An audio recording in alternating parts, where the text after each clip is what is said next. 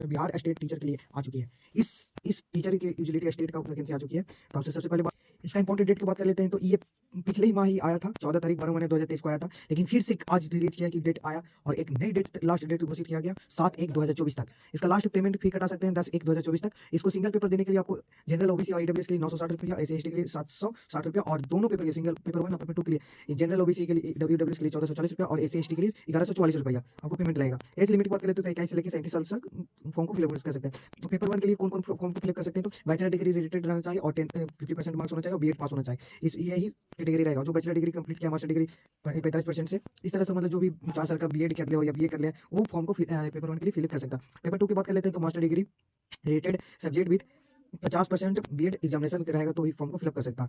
या master degree 55% marks of the 3 years BEd कर ले रहेगा तो पेपर 2 फॉर्म को फिलअप कर सकता है। और दोनों अगर कोई कर लेते हैं दोनों पेपर को, फॉर्म को फिलअप कर सकता है। ये